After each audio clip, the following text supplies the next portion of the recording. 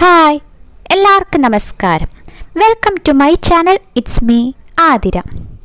നമ്മൾ ഇന്ന് ഫിനാൻഷ്യൽ മാനേജ്മെൻറ്റിൻ്റെ ലാസ്റ്റ് ടോപ്പിക്കായ ഡിവിഡൻഡ് പോളിസി എന്ന ടോപ്പിക്കാണ് പഠിക്കാൻ പോകുന്നത്. ഡിവിഡൻഡ് പോളിസിയായി ബന്ധപ്പെട്ട് ബാക്കി കാര്യങ്ങളാണ് forms of dividend, types, factors, theories എല്ലാം.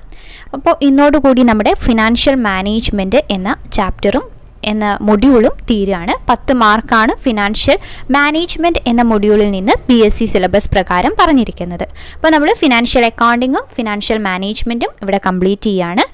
ഇത് പാർട്ട് 1 ആണ്. പാർട്ട് 2ഉം 3ഉം ആയിട്ട് അടുത്ത വീഡിയോസ് ഇതിന് പുറകെ വരും. അപ്പോൾ പറ്റുന്നത്ര വേഗത്തിൽ എല്ലാവരും ഇത്രയും കണ്ടു പഠിക്കാം. ഇത് കഴിയുമ്പോൾ നമ്മൾ മാനേജീരിയൽ ഇക്കണോമിക്സ് ആണ് എടുക്കാൻ പോകുന്നത്. മാക്സിമം വേഗത്തിൽ നമ്മുടെ സിലബസ് കംപ്ലീറ്റ് ചെയ്യാനാണ് ഞാൻ ശ്രമിക്കുന്നത്. എന്നെക്കൊണ്ട് പറ്റുന്നത്ര രീതിയിൽ ഞാൻ ശ്രമിക്കുന്നുണ്ട്. പിന്നെ ഇടയ്ക്ക് ഹെൽത്ത് പ്രോബ്ലംസ് ഒക്കെ വരുമ്പോൾ മാത്രമേ വീഡിയോ ചെയ്യാൻ പറ്റാതിരിക്കുന്നുള്ളൂ. അപ്പോൾ അങ്ങനെയുള്ളപ്പോഴും നിങ്ങളുടെ സപ്പോർട്ട് എനിക്ക് വേണം. നിങ്ങളെല്ലാവരും വീഡിയോസൊക്കെ ഫുള്ളായിട്ട് കാണാൻ ശ്രമിക്കുക, നന്നായി പഠിക്കാം. കൂടാതെ നമ്മുടെ ഡിഗ്രി ലെവലിൻ്റെ ഒപ്പമാണ്, പ്രിലിമിനറിയുടെ ഒപ്പമാണ് ഡിവിഷണൽ അക്കൗണ്ടൻറ്റും പിന്നെ ഡിവിഷണൽ അക്കൗണ്ട്സ് ഓഫീസറൊക്കെ വരുന്നത്. അപ്പോൾ അതിന് വേണ്ടിയിട്ട് നിങ്ങളിപ്പോൾ മുതൽ പഠിച്ചു തുടങ്ങുക. ഡിഗ്രി പ്രിലിംസ് അതിൻ്റെ സിലബസ് നമ്മുടെ ടെലഗ്രാം ചാനലിൽ ഇട്ടിട്ടുണ്ട്. അപ്പോൾ അതിന് വേണ്ടിയിട്ടും കുറച്ച് സമയം ഇപ്പോഴേ മുതൽ പഠിച്ചു തുടങ്ങുക. നമുക്ക് സെപ്റ്റംബർ 25-നാണ് junior accountant exam. Degree prelims first stage വരുന്നത് ഒക്ടോബർ 22-നാണ് അല്ലേ. അപ്പോൾ അധിക സമയം നമുക്ക് കിട്ടില്ല, ജസ്റ്റ് ഒരു മന്തൊക്കെ കിട്ടുള്ളൂ എക്സാം കഴിഞ്ഞിട്ട് നോക്കുകയാണെങ്കിൽ.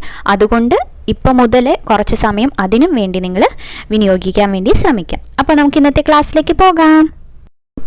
എന്താണ് dividend policy, forms of dividend, types of dividend policy, പിന്നെ ഫാക്ടേഴ്സ് ഉണ്ട്, തിയറീസ് ഉണ്ട്, സ്റ്റോക്ക് സ്പ്ലിറ്റ് ഉണ്ട്, സ്റ്റോക്ക് റീപർച്ചേസ് ഉണ്ട്.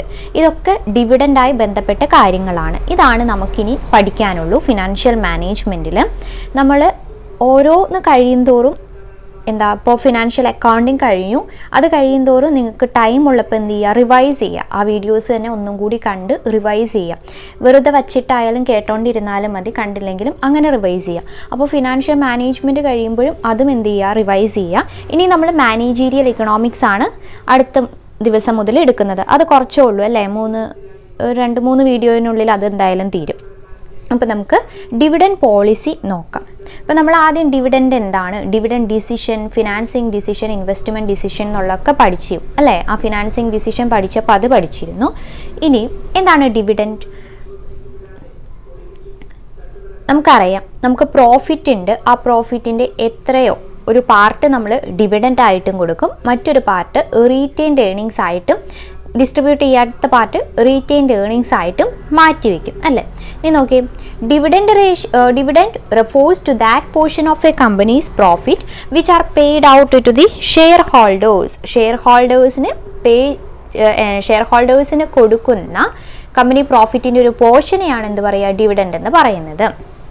The profit which is not distributed or kept in the company for future requirement is called retained earnings. നമ്മൾ distribute ചെയ്യാതെ വയ്ക്കുന്ന, company തന്നെ kept ചെയ്ത് വയ്ക്കുന്ന ഫ്യൂച്ചർ റിക്വയർമെൻറ്റ്സിന്, അതിപ്പോൾ ബിസിനസ് ഒന്ന് എക്സ്പാൻഡ് ചെയ്യാനോ അങ്ങനെ എന്തെങ്കിലും വേണ്ടിയിട്ട് നമ്മൾ കമ്പനിയിൽ സൂക്ഷിച്ച് വയ്ക്കുന്നതിന് എന്ത് പറയും, റീറ്റേൺഡ് ഏർണിങ്സ് എന്ന് പറയും. അതായത് ഡിവിഡൻഡ് ആയിട്ട് ഡിസ്ട്രിബ്യൂട്ട് ചെയ്യാത്ത പ്രോഫിറ്റാണ് retained earnings. Dividend is a periodic reward given by a company to his shareholders for their investment in share capital. എന്തിനു വേണ്ടിയിട്ടാണ് നമ്മൾ ഡിവിഡൻഡ് കൊടുക്കുന്നത്? ഷെയർ ക്യാപിറ്റലിൽ ഷെയർ ഹോൾഡേഴ്സ് ഇൻവെസ്റ്റ് ചെയ്തുകൊണ്ടല്ലേ, അപ്പോഴല്ലേ ഷെയർ ഹോൾഡേഴ്സ് ആവുള്ളൂ. ഷെയർ ഹോൾഡേഴ്സിന് നമ്മൾ പീരിയോഡിക് ആയിട്ടാണ് ഡിവിഡൻഡ് കൊടുക്കുന്നത്. അവർക്കൊരു റിട്ടേൺ അല്ലേ, ഷെയർ ക്യാപിറ്റലിൽ ഇൻവെസ്റ്റ് ചെയ്തതിന് return. Then dividend is recommended by the board of directors and declared in the general meeting. Dividend recommend ചെയ്യുന്നത് ബോർഡ് ഓഫ് ഡയറക്ടേഴ്സ് ആണ്. Dividend may be paid either in cash, liquid cash or in the form of shares of the company. ഒന്നെങ്കിൽ നമുക്ക് liquid ക്യാഷിൽ പേ ചെയ്യാം, അല്ലെങ്കിൽ shares ആയിട്ട് പേ ചെയ്യാം. When paid in the form of shares, it is called a stock dividend. അപ്പോൾ dividend shares ആയിട്ട് പേ ചെയ്യുകയാണെങ്കിൽ അതിനെന്ത് വിളിക്കും, സ്റ്റോക്ക് ഡിവിഡൻഡ് എന്നാണ് വിളിക്കുന്നത്. ഓക്കെ അല്ലേ. ഇനി നമുക്ക് ടൈപ്സ് ഓഫ് ഡിവിഡൻഡ് നോക്കാം. Cash dividend, stock dividend, scrip, bond, property. 5 types ആണുള്ളത്. ഇതൊക്കെയാണ് cash dividend, stock dividend, scrip dividend, bond dividend, property. ഇതിൽ സ്റ്റോക്കും സ്ക്രിപ്പ് ഡിവിഡൻഡൊക്കെ മിക്കവാറും എക്സാമുകളിൽ ചോദിക്കാറുള്ളതാണ് കേട്ടോ. First one, cash dividend. എന്താണ് ക്യാഷ് ഡിവിഡൻഡ്? ക്യാഷ് ഡിവിഡൻഡിന്റെ വേറെ പേരെന്താണ്? റെഗുലർ ഓർ ഫൈനൽ ഡിവിഡൻഡ് എന്നും അറിയപ്പെടും. ക്യാഷ് ഡിവിഡൻഡിനെ റെഗുലർ അല്ലെങ്കിൽ ഫൈനൽ ഡിവിഡൻഡ് എന്നും അറിയപ്പെടും. Commonly, dividend is paid in cash. Cash dividends are declared and paid at the end of the financial year. Financial year cash ആയിട്ട് തന്നെ പേ ചെയ്യുന്ന ഡിവിഡൻഡിനെയാണ് നമ്മൾ ക്യാഷ് ഡിവിഡൻഡ് എന്ന് പറയുന്നത്. അതിൻ്റെ വേറെ പേരുകളാണ് റെഗുലർ ഡിവിഡൻഡ് അല്ലെങ്കിൽ final dividend. Companies having huge profit may declare dividend in between 2 annual general meeting. Such dividends are called interim dividend. Interim ഡിവിഡൻഡും ചോദിക്കാറുണ്ട്. എന്താണ്? 2 ആനുവൽ ജനറൽ മീറ്റിംഗിൻ്റെ ഇടയിൽ ഡിക്ലെയർ ചെയ്യുന്നത്, അതാണ് interim. Declare dividend in between 2 annual general meeting. ആ ഡിവിഡൻഡിനെ നമ്മൾ എന്ത് വിളിക്കും? ഇൻഡിരം ഡിവിഡൻഡ്. ഇൻഡിരം ഡിവിഡൻഡും ചോദിക്കാറുണ്ട് കേട്ടോ. അപ്പോൾ first one cash dividend or regular dividend or final dividend. ഇവിടെ നിന്ന് തന്നെ നമ്മൾ ഇൻഡിരം ഡിവിഡൻഡും പഠിച്ചു. അടുത്തത് എന്താണ് സ്റ്റോക്ക് ഡിവിഡൻഡ് അല്ലെങ്കിൽ ബോണസ് ഇഷ്യൂ എന്ന് പറയുന്നത്? എന്താണ്? Company with a divisible profit but not having sufficient cash balance to pay dividend may issue shares to the existing shareholder. This is known a stock dividend or bonus issue. നമ്മൾ ആദ്യം പറഞ്ഞിരുന്നു അല്ലേ? Cash ഇല്ലെങ്കിൽ എന്തായി ചെയ്യും? അവർ shares തന്നെ issue ചെയ്യും. Company dividend ആയിട്ട് എന്ത് ഇഷ്യൂ ചെയ്യും? ഷെയർസ് ഇഷ്യൂ ചെയ്യും. അങ്ങനെയുള്ളതിനെയാണ് നമ്മൾ സ്റ്റോക്ക് ഡിവിഡൻഡ് അല്ലെങ്കിൽ ബോണസ് ഇഷ്യൂ എന്ന് പറയുന്നത്. The third one is scrip dividend. Instead of paying dividend in cash or shares, company may issue transferable promissory note for the amount payable to shareholders. ഇപ്പോൾ cash ആയിട്ടല്ല, share ആയിട്ടല്ല dividend pay ചെയ്യുന്നത്. അതിന് പകരം എന്തായിട്ടായിരിക്കും? Promissory note, transferable promissory നോട്ടായിട്ടായിരിക്കും dividend issue ചെയ്യുന്നത്. അതിനെയാണ് എന്ത് പറയുന്നത്? സ്ക്രിപ്പ് ഡിവിഡൻഡ് എന്ന് പറയുന്നത്. Such promissory notes have short term maturity period. Maturity period കുറവായിരിക്കും. ഓക്കെ. അപ്പോൾ the term scrip dividend and stock dividend are used interchangeably in many countries. Scrip dividend is restored only when the company faces liquidity position, though it has divisible purpose. Scrip dividend എന്ന് പറയുന്നത് liquidity പൊസിഷനിലൊക്കെ എന്തെങ്കിലും ഇതുണ്ട് face ചെയ്യുന്നുണ്ടെങ്കിലാണ് അത് ഉപയോഗിക്കുക. ഇപ്പോൾ സ്ക്രിപ്പ് എന്ന് വെച്ചാൽ എന്താണ്? ട്രാൻസ്ഫറബിൾ പ്രോമിസറി നോട്ടായിരിക്കും ഷെയർസിനും ക്യാഷിനും പകരമായിട്ട് ഷെയർ ഹോൾഡേഴ്സിന് കൊടുക്കുന്നത്. ആ പ്രോമിസറി നോട്ടിൻ്റെ ഷോർട്ടർ മെച്യൂരിറ്റി പീരീഡ് ആയിരിക്കും ഉണ്ടാവുക. അതിനെയാണ് സ്ക്രിപ്പ് ഡിവിഡൻഡ് എന്ന് പറയുന്നത്.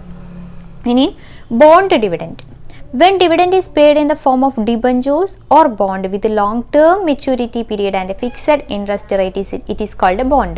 ബോണ്ട് നമ്മൾ പഠിച്ചിട്ടുണ്ടായിരുന്നു അല്ലേ? ലോങ് ടേം ഡെറ്റിൽ പഠിച്ചതല്ലേ? അപ്പോൾ ഇവിടെ എന്താണ്?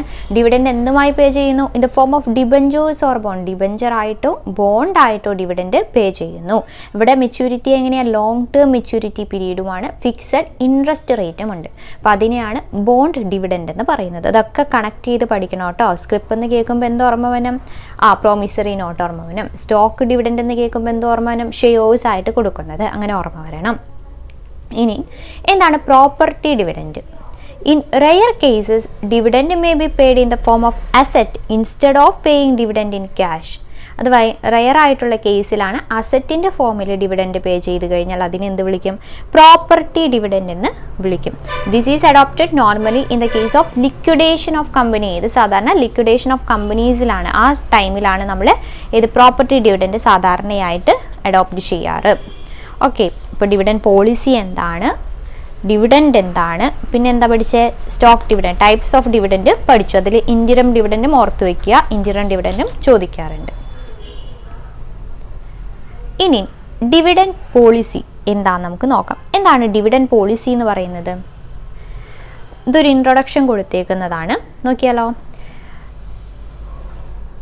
In the words of Weston and Brigham, dividend policy determines the division of earnings between payment to shareholders and retained earnings.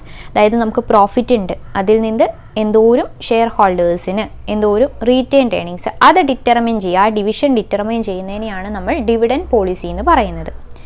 The term dividend refers to that part of profit of a company which is distributed by the company among its shareholders.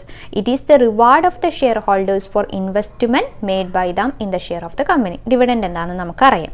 The investors are interested in earning the maximum return on their investment and to maximize their wealth. അല്ലേ? ഇൻവെസ്റ്റേഴ്സിന് maximum return കിട്ടണം എന്നതാണ് ആഗ്രഹം.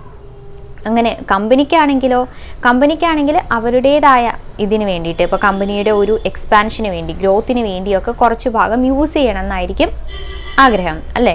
അപ്പോൾ അവർ തമ്മിൽ, ഇപ്പോൾ നമ്മുടെ share ഹോൾഡേഴ്സും കമ്പനിയുടെ ആവശ്യങ്ങളും തമ്മിൽ ഒരു കോൺഫ്ലിക്റ്റ് ഉണ്ടാവാൻ പാടില്ല. അപ്പോൾ അതിന് വേണ്ടിയിട്ട് നമ്മൾ എന്ത് ചെയ്യുക, ഒരു ഡിവിഡൻഡ് പോളിസി ക്രിയേറ്റ് ചെയ്യുക. Dividend policy of a firm thus affect both the long-term financing and the wealth of the shareholders. കണ്ടോ, long-term financing അതായത് റിട്ടേൺ ഏർണിങ്സിനും പിന്നെ ഷെയർ ഹോൾഡേഴ്സിന് വെൽത്തിനെയും ആരെഫക്റ്റ് ചെയ്യും, ഈ ഡിവിഡൻഡ് പോളിസി എഫക്റ്റ് ചെയ്യും. Then dividend decision and valuation of firms. According to one school of thought, dividend decision does not affect the shareholders' wealth and hence valuation of the firm. ഒരു school of തോട്ടിൽ പറയുന്നത് എന്താണ്, dividend decision shareholders വെൽത്തിനെ affect ചെയ്യുകയില്ല എന്നാണ് പറയുന്നത്. മറ്റൊരാൾ പറയുന്നത് എന്താണ്, according to the other school of thought, dividend decision materially affect the shareholders wealth and also the valuation, affect ചെയ്യും, കൂടാതെ ഫേമിൻ്റെ വാലുവേഷനെ അഫക്റ്റ് ചെയ്യും എന്നാണ് വേറൊരു കൂട്ടർ പറയുന്നത്.